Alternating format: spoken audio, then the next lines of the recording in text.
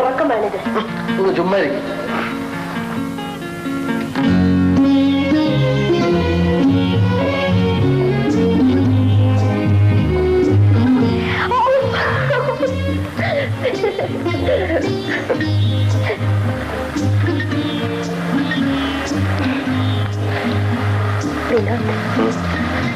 എന്തെങ്കിലും പറയൂ. എന്ത് പറയാനോ? എന്നെ സ്നേഹിക്കുന്നു പറയാം. അത് എത്ര പ്രാവശ്യം പറഞ്ഞു കഴിഞ്ഞതാണ്.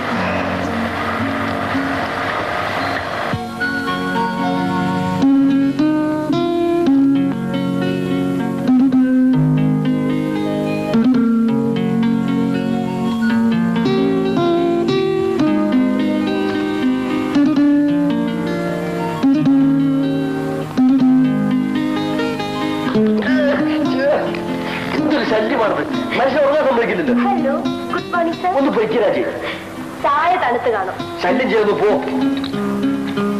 എന്താ ചുണ്ടിക്കാരൻ?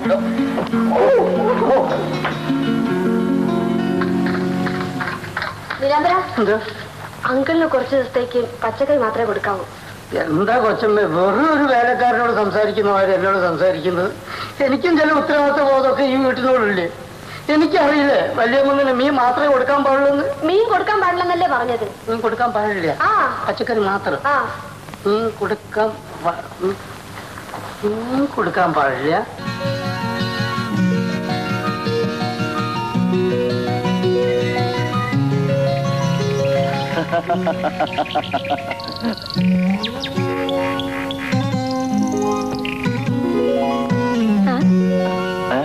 എന്താ ഇത്? Reminding you.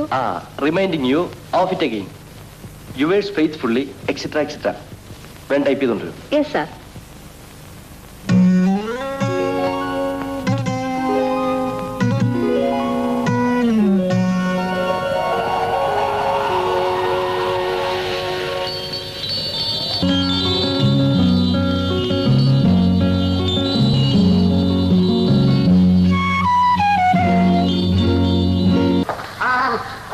തന്നെ കണ്ടിട്ട് എത്ര ദിവസമായി.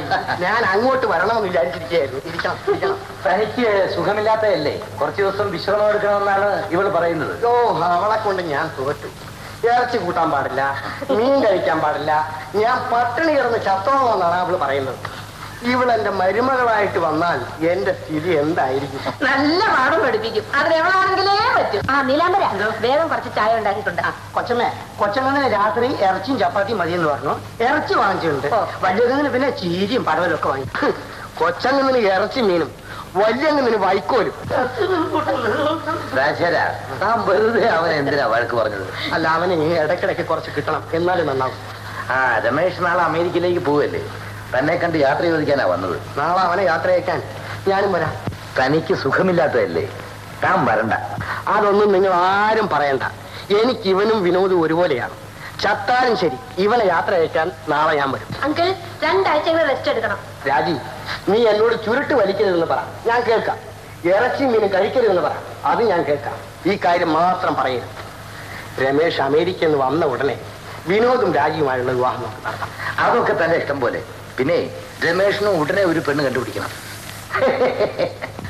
വിനോദ്, നീ ഓഫീസ് നേരത്തെ വന്നില്ലേ? ഞാൻ 3 മണിക്ക് വന്നു. അവന്റെ കാര്യമൊക്കെ അത്രേ ഉള്ളൂ. തോന്നുമ്പോൾ ഓഫീസിൽ പോവും, തോന്നുമ്പോൾ ഇറങ്ങിപ്പോവും. ഓഫീസിൽ ജോലി ഒന്നും ഉണ്ടായിരുന്നില്ല അച്ഛാ. 2 ലെറ്റേഴ്സ് ഉണ്ടായിരുന്നു, അതിന് മറുപടി അയച്ചു. വെറുതെ അവിടെ കുത്തിരുന്നിട്ട് എന്ത് ചെയ്യാനാ? എക്സ്പോർട്ട് കമ്പനിയും എസ്റ്റേറ്റും എല്ലാം ഞാൻ നിന്നെ ഏൽപ്പിച്ചിരിക്കുകയാണ്. നന്നായിട്ട് നോക്കി നടത്തിയാൽ നിനക്ക് കൊള്ളാം. രമേശ് സുന്ദരനല്ലേ? സുഖം.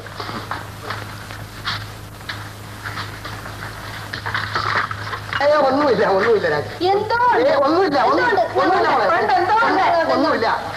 അല്ല, എന്തോ ഉണ്ടല്ലോ. എന്തോ